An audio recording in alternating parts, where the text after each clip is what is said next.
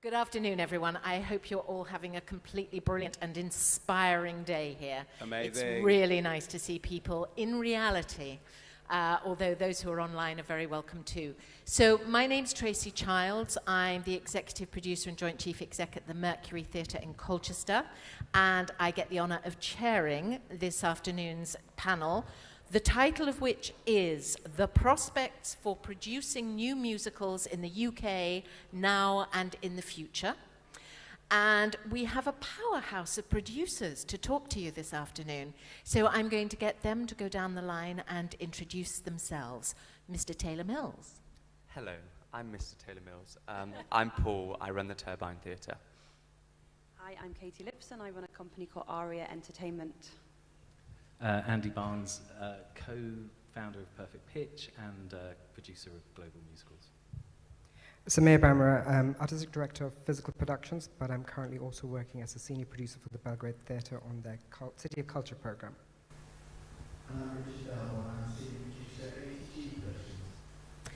So I want us to start with a really optimistic, upbeat. Why do you produce musical theatre? What is it about musicals that gets you? Go on, Mr. Darbourne, start us off. I don't think there's much better in the world than musical theatre, or a great musical. The answer, I guess, is because a musical cannot exist without the collaborative endeavour of a group of people.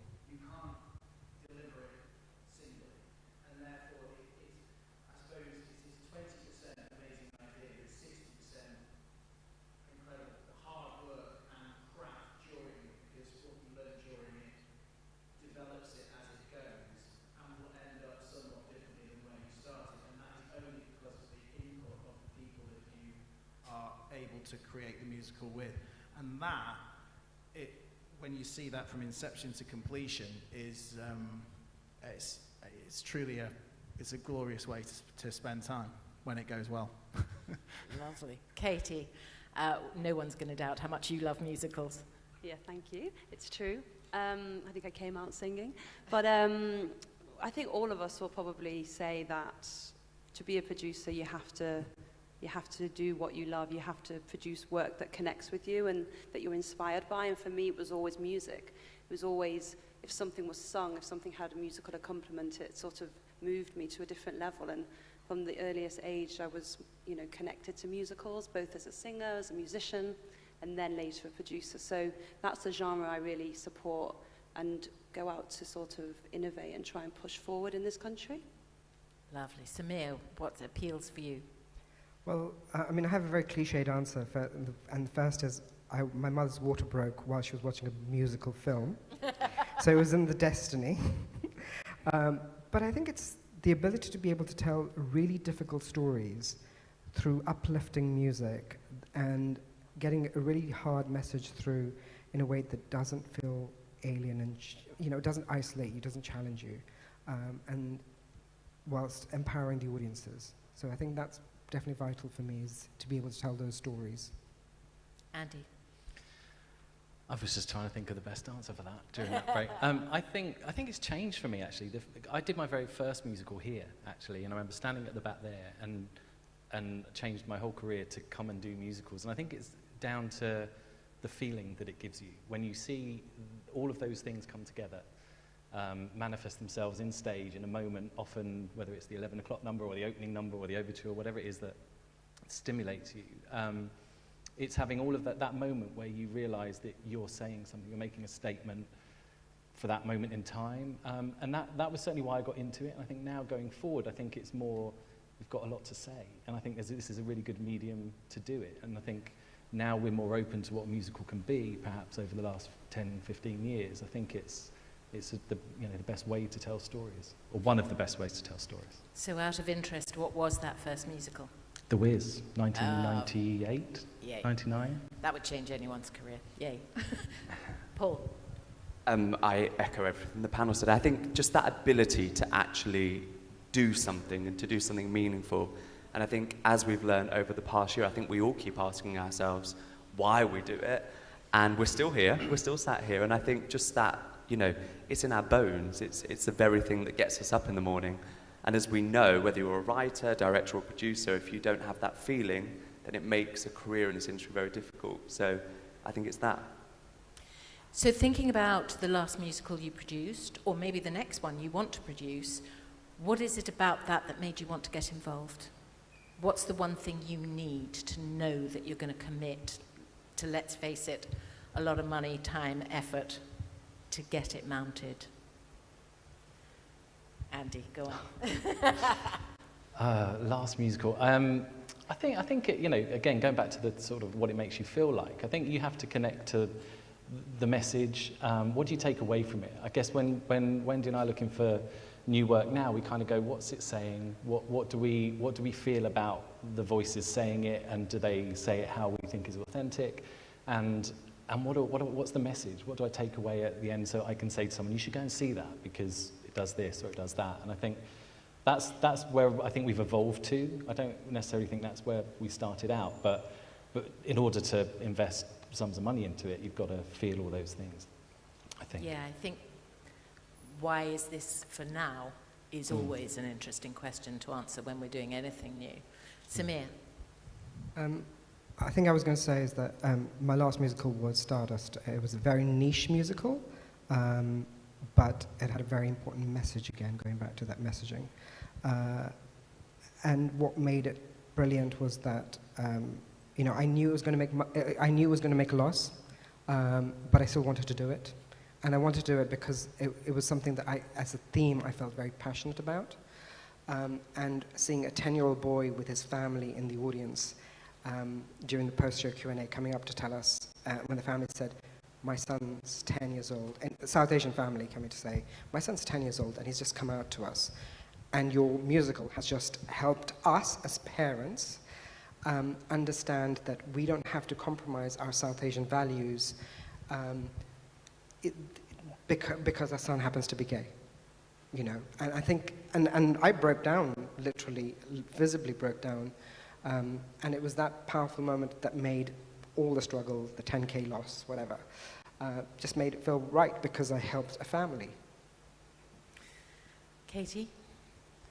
I think we produce shows for many different reasons, and I think through sort of the last 8 years I've been doing it, I've learnt more and more about environments to produce musicals in, and what show's right for what space, and how long should a show run, and if we're going to do a revival, how should we reinvent it? If we're going to do something new, how we're going to make that world premiere really relate to people. So for me, it started with a passion to put on musicals I already knew of, but in new and interesting ways. And reinvent them for new audiences in intimate surroundings, having started my career a lot on the off-West End scene in smaller venues when, you know, you never make any money, but you're able to explore artistically and learn a lot and learn about the sort of world of distributing musicals at a bigger level.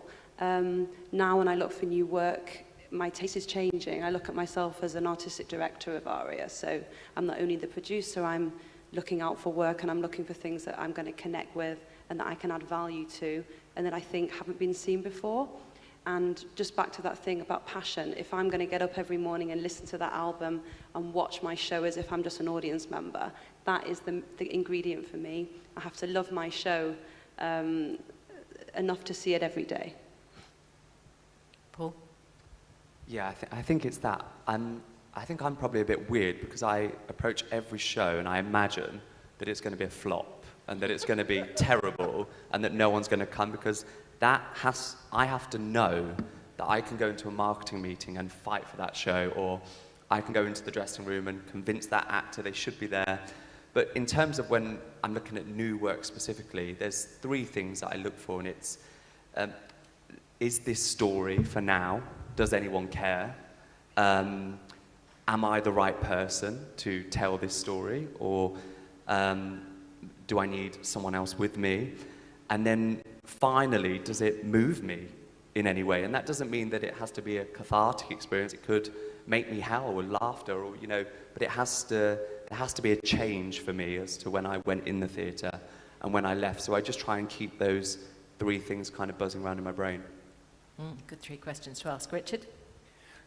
Yeah, I don't want to take it bluntly from the commercial production perspective, but I probably will. That might be the passion of what got me into it, but it's really, can I shift it? And because I think what gets someone involved in theatre is one thing, but now I don't necessarily think of a production from my point of view. I think of it from an audience's point of view, and it's ultimately, what's that reception going to be? And I think about 5 different people. One of them's my mum, and what's going to what would work, and ultimately then what's the best piece of content you can craft within it. But it is driven by what's going to bring potentially thousands or even hundreds of thousands of people to come and see it, and actually, so can you make it great, and can you sell it? And I'd say those are 2 big drivers. Thank you for bringing a commercial point of view to it, but I also want a quick show of hands. Who on this panel asks themselves whether their mum would like it? 100%. Yeah, you see, it's really important. Okay. She rarely does. Mums are the toughest critics. So at what point in a musical's development do you like to get involved? How early on? I like to get there from the beginning. I want to be there at the inception of the idea. I want to be wowed by the artist, their passion for it. I want to feel the energy that they bring.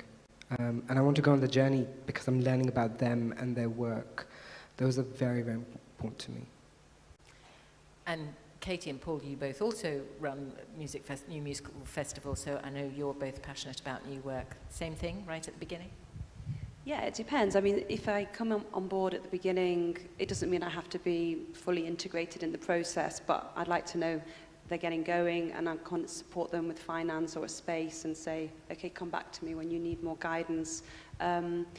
Definitely don't want to just come on board at the very end. That's just like licensing something already made.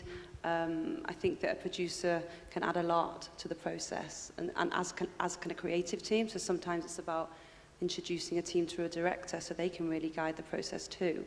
And it makes us feel that we've got a stake in the show, emotionally as well as financially, so that because the decision of where to premiere a show can be as important as anything.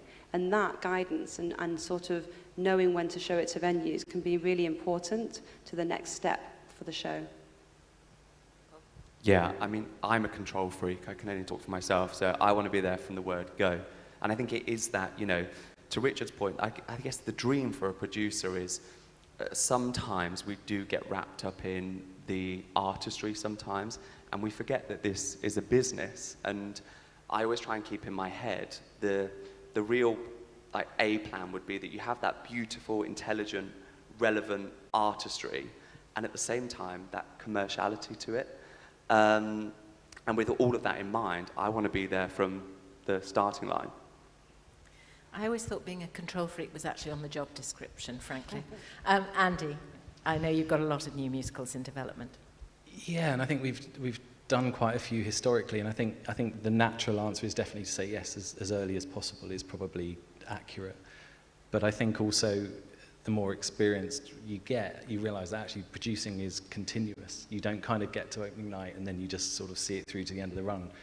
There's a constant kind of reinvention, if you like. And if you take Six as a good example, the version that first came out that we produced is so different now, and yet it's the same show in theory, but how you produce it is differently, how you talk about it is different. So I think there's a longer journey than just, is the show finished? And it's interesting because there was an array of pitches today where some people are like, it's just an idea, it's a few songs or whatever, and that's where we're at, and others are like, we're ready for production. And I think anywhere along that stage is kind of still a very early part of producing the show. And, so coming in as early as possible is definitely the ambition, but I would also say it can be further down the line as well and still have plenty to do. Great. Richard? It feels something to bear in mind as people craft pitches as well, because I think probably everyone and many people in the room will have had experiences where people go, well, we've got this brilliant idea, I've got these writers, this director, this designer, it's all ready to go, we just need a producer. It's like, no, you need money. And that's, yes. So I think it's understanding what the producer actually is. At any stage, even even on the larger scale, the producer is investing an enormous amount of time and they're an energy, and hopefully a good producer is a positive energy. But there's not really a distinction really between a producer and a creative producer. They're the same thing, and hopefully that relationship means you've got someone who can be a catalyst to help to get from A to B. And I think underestimating what that is, or thinking it's a different role, that it's purely financial, or because there are some investors who are cool producers, and it's a separate thing. So I think that echoes the kind of that I suppose that's what it means about being involved early. Every part of it is an integral one, and getting that blend together, and that is why. So obviously, pandemic. But other than that, what do you think's been the biggest change in a decade? What's the difference in approaching musicals now and new work? I would like to think from maybe when I first started out, which was 15 years ago now, but it feels like we are starting, audiences as well are starting to learn from the American model, which is down the line in terms of original musical content being embraced on the commercial stage. I mean, we are still importing, whether it's Dear Evan Hansen or Come From Away or Hamilton, and yes, these are at the sort of the top end of the iceberg, but even so, there are more examples. And I suppose it feels, why have we not been there in the last 10 years? And I think it does come down to the amount of development and resources and the time of development that we're able to put into things. And we are still rushed. We can be commercially driven to get things to market. But I feel like when I started, it was very much like you've got a hit on the fringe, bang, you're going to transfer into the West End, which didn't really ever happen. But you kind of thought that was the goal. And I think actually now it's more understanding that there's patience and process, and actually it could be one life begins somewhere, the second life begins somewhere. There could be 3 or 4 lives before traction really gains. And I feel like there's from venues, audiences coming to see new work, which is still a long way to go, but it's improving. And I think so that's what it feels to me like, is that we're on at least the right trajectory, although we're still not that far up the hill. We've got further to go. Samir? I think, as I can speak for me as an independent South Asian producer making South Asian musicals, to have the confidence to be able to say, I want to make a musical that has predominantly Hindi songs, and that I can put it in a venue that has no Asian demographic living around it. The confidence to be able to say and do that, I think, is the reason. When we toured Bring On the Bollywood in 2017, we went to Hawthorne, Cornwall. We had 70% capacity, and Fantastic. That is something we did not expect. I was petrified going there. Actually, equally to New Wolsey in Ipswich, where we even sold out matinees. I was petrified going to these spaces because I was like, there's no Asian people there. Why are we going there? And the fact that people were willing to be integrated, audiences were willing to experiment and try things out that they had never experienced before, gave me when we did Bombay Superstar today, I could only do that because of the experience of what the audiences during the tour of Bring On the Bollywood told us. And actually, I'm not sure that would have been true if it was a play. Music and food. Yes. Join people up. Andy? Gosh, I think it's. I think we've evolved as an art form a little bit. I think we're more ambitious, and we're also telling slightly more relevant stories. So I think some of the, dare I say, the G word, the gatekeepers are realizing that actually there are new voices that are very capable of, saying something that audiences want to hear. And I think if we have done anything right over the last few years, it's kept knocking on the door of those people and bringing them sort of level. I mean, we have a foot in the subsidised world and we have a foot in the commercial world, and I think the more those two worlds talk to each other, the more it opens the playing field, and you know, things like Nika Burns' initiative that I know Katie's part of, you know, and opening the doors for some of this new work to be profiled. And again, I echo what Richard said about not always aiming for the West End, because I'm not sure that's the destination for every musical, but I think, you know, having some of them represented in the West End gives confidence to some of those people and venues and gatekeepers around the country. And I think that's happening, and I think there are people who are listening a little bit more than perhaps they were 10 years ago. I'm assuming you have to agree with that, Katie. Well, it's hard to add. I mean, they've answered brilliantly. I've observed the same. You know, there are more theatre makers, there are different producers, there are different artistic directors. There seems to be a passion and awareness that we have to catch up in a way to the American model. And so, as we've heard earlier, the collaborations between different regional partners and independent producers to create a model, as Richard said, a sustainable model where a show can build before it reaches its audience, where it hopefully has that longevity. And we all want shows to run so that we can actually invest in more shows and more artists and do it again. It's not because we just want one success and that's that. We just want longevity so that we can do it all again, really, and see more of that turnover of brilliant products. So, yeah, I think that it has to be full circle here. And in turn, the audiences are becoming more adventurous to see new work on their regional stages, which helps us give them more work in the long term. Paul? Yeah, I think a big shift is who the audience is now. I think it's younger. I hope it's younger, because at some point, those people watching Les Mis every night or The Lion King, they're not going to be there. And I think we have a duty to curate a younger audience, and it's happening with Six and Dear Evan Hansen and Heathers. But importantly, the way that we're engaging that audience via marketing, you know, gone are the days where you'd give out flyers and stuff. You know, we were just talking backstage about, what's that thing called? Ratatouille, and just the notion that a new musical can now be made on TikTok. And it'd be interesting to, you know, think about whether that could live in a physical theatre. And 10 years ago, that notion of embracing social media and the power of social media and the value of it, the actual currency of it, was an unknown then. And now I think, whether we like it or not, it is a strong part of our future. Or even does it need to exist on a stage as well? I mean, I feel we're talking archaically, as you know, we're talking about shows on stages, and I think as well the amazing work that we've seen today, and I think will continue to grow. Predominantly, we may continue to be, but there will be still work on stages. But can you monetize it in different ways? Like, and I don't necessarily think it's all going to exist digitally, but it is.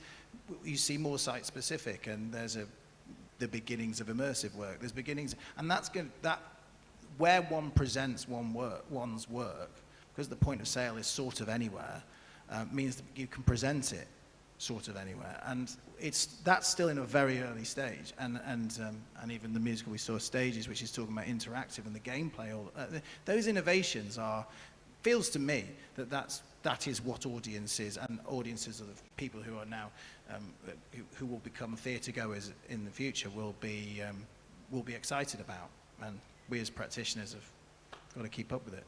And certainly I think all the innovative ways we found to create work and show work during lockdowns actually are here to stay. They're not going away, and we've all found new audiences through that. I wanted to pick up on something Andy and Katie were talking about. I'm assuming we all like to have co-producers and share the risk and the reward and all of that. Certainly at the Mercury, we love kind of blending our subsidized status with commercial producers or independents. So does that work? Are you happy to work with anybody from anywhere? Paul's nodding. Well, I've worked with you, so I'm nodding. Yeah, I love that.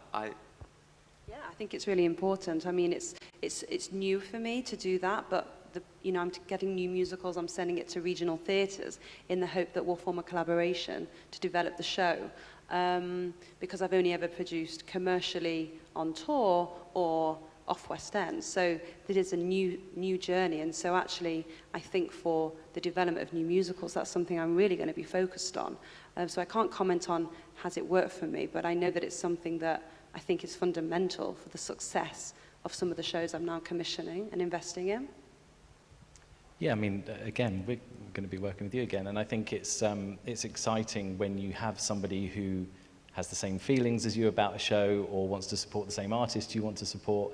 And obviously there's power in both the shared knowledge, the shared experience, and the ownership of the show going forward when there's more of you involved. So 100% it's definitely better. And I think the key thing with all of this is about persuading each other to be the best version of that collaboration. So maybe asking your venue to think slightly differently or be more ambitious because of a changing landscape, and likewise asking a commercial producer to perhaps understand the confines or restrictions or difficulties of regional theatres in particular. So I think it's an ongoing dialogue, but I think we would all rather co-produce than be that one sort of person standing on their own at the back hoping it goes well. Yes. Samir. I would totally be up for it because as an artist, I want my work to be ripped apart. I want to be ripped apart by both the South Asian audience that I'm creating work for, but also the non-Asian audience that are going to be coming, because the work that I want to make has got to be hybrid, and I want to listen to someone who has got a completely different perspective to me, someone who doesn't know this world that I'm trying to create, because they will ask questions that I probably conscientiously already know, and subconsciously it's sitting somewhere there, and by asking that question, I'm able to articulate something that could either be in the show or could be a selling point for the show. And those things are really vital for me. And actually just having someone really say, you've written something that's so complex, it's unstageable. Start again. I want that. I actually want it blunt. Don't walk around eggshells with me, just tell me how it is. Yes, never work with people who just say yes to you all the time. Richard. Well, yeah, it goes back to, it helps you evolve as a theatre maker as well. I think so, because you will learn so much through doing it, but also you kind of be, rather than sort of sit there as one once did, kind of going, why will no one reply? Or, and then I guess you want to be learning about what that theatre's objectives are, where they are, and work breeds work, and it does snowball. It takes a while, and you might have to supplement your income in other ways and things to begin with, but it's the way of meeting other people, and I think I think on every side of that collaboration. So same for the theatre as well. If once they're meeting you and learning your work, but yeah, and that goes on certainly. I think at all stages of the work, and pandemic aside, it was increasingly global, which I think it may take a while to be, but that will come again, as in collaboration between theatres, not just in this country. But particularly elsewhere in Asia and beyond. So, yeah, it remains a key component, I think. So if you could change one thing about producing new musicals in the UK, what's the major obstacle? What do you want to get over? What do you want to get out of the way? Go on, Richard. It's our audience development of where we're at. And it's really complicated, because I think people can come to theatre for the first time through Panto at home, which I think probably I did a long time ago. So you associate big stars with theatre, and that can be what you expect from what you then go and watch, which is touring, and the pressures on commercial theatre to put people and names in it, and revivals, and we have a confidence in titles that we know. And it feels elsewhere. And again, we see something new and potentially don't go, wow, that's exciting. We go, oh, I'm not sure. And that is, it feels like it takes all sides, subsidised, commercial, arts council, to really change not only the diversity within our audience and who our audiences are and the age, but also what the diet is of what we're prepared, of what we're going to embrace and grow from. Like, if you could solve that, then then all the new musicals in here would just be flooded. And I don't know, I wonder whether there's even some sort, you think about subscription models, and you think about kind of ways of which maybe, that again exist elsewhere, of saying, well, okay, I'm supporting this theatre and I've committed to these 4 things over the course of the year to provide some sort of guaranteed income for those shows. I don't know, just those feel like ways that it's a long process. I don't think it's solvable in the immediate, particularly coming out of the pandemic, but it's got to be where we've got to aim for, because if we can do that, it's exciting. And finding the audience of the future is vital. Katy? I totally agree with Richard. I mean, I'd like to see more of it, but I know that that's financial pressures, because if there was more of it, we're programming it more, then audiences are already being exposed to it so that we can actually take more risks. It's always knocking on a lot of doors still, and we can't expect every theatre to have every conversation with us about the 5 shows that we're passionate about. But I feel that if we had more new musicals in seasons, then slowly the appetite might change for growth for those shows. I think it would give investors more confidence to actually take that risk as well, because we have to raise money every time we do a show, whether we're giving it to support a show with our regional partner or doing it independently in our off-West End venue. And it's harder. Even when you do a revival via new musical in a great off-West End venue, it's much harder for a new musical, even when they've got such a loyal audience for revivals and the tickets are quite low price. So we're already feeling those pressures. I'd just like it to be a little easier, but it doesn't stop us, because there's nothing better than being part of something completely new. So, yeah. Samir, what would you like to change? I think I'd like to feel ambition,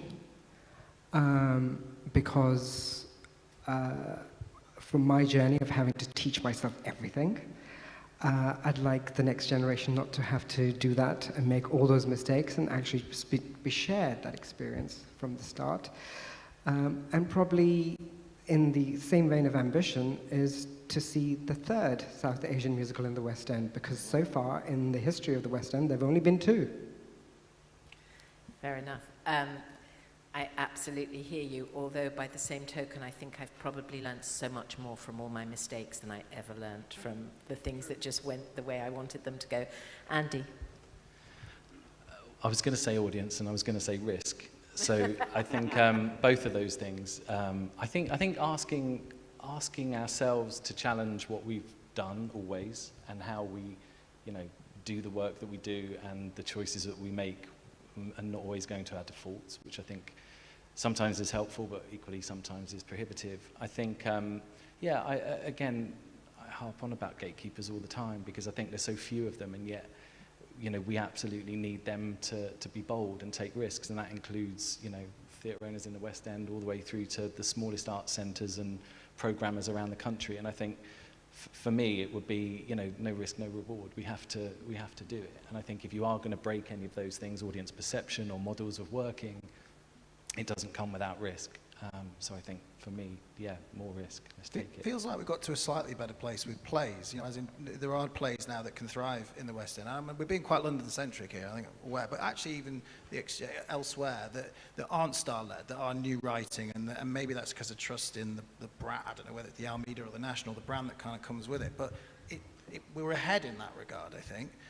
But I think you're right, gatekeepers. But I don't know, it just feels. We could also, the West End is very reliant, or is very, it's all film adaptation musicals, or largely, and not all, apart from US imports. So stuff that is being created largely here. And yes, there are exceptions of Jamie and Six and things, but I guess that is because what is deemed to be, this is going to sell X amount of tickets. And I suppose it boils down to trying to develop the audiences with us so we can be less reliant on that, says the producer of Pretty Woman. Yeah, I was going to say, but and also if you ask the Americans about what they want, it's the infrastructure that we have here to develop new musicals, which they don't have over there. They have venues and audiences willing to do that, but it's very structured, very restrictive, very unionized, and actually we have freedom of creativity here that they don't have over there. We should absolutely use it. Very good point. And how much, briefly, because we're about to have to wrap up, but how much appetite is there overseas for British musicals, new British musicals? Why me? Opening one next Yeah, we're opening on Broadway next week, it's no biggie.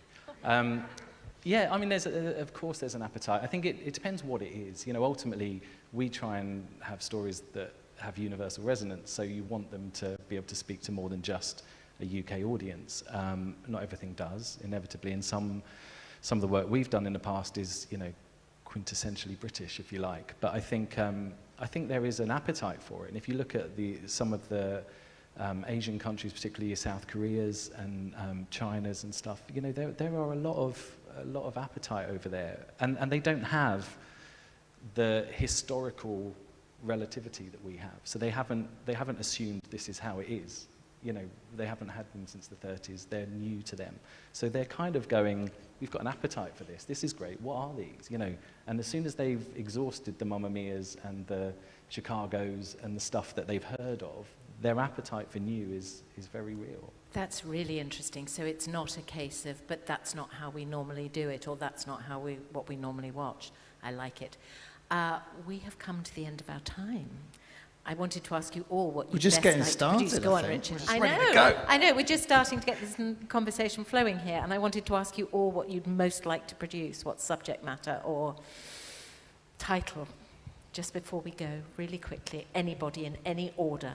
I really liked Luke's piece about the naughty children, so I'd love to produce that. Okay. You didn't have to have seen it here. Any title, anything. I was going to say, do you mean from today's No, beat? not at all. From anything. You could pick E.T. the musical, whatever I'm you picking want. from today's pitch. I want to put Jane McDonald in Hello Dolly. I'm not sure what that... I know that is very rogue, but I'm dying to put Jane McDonald in.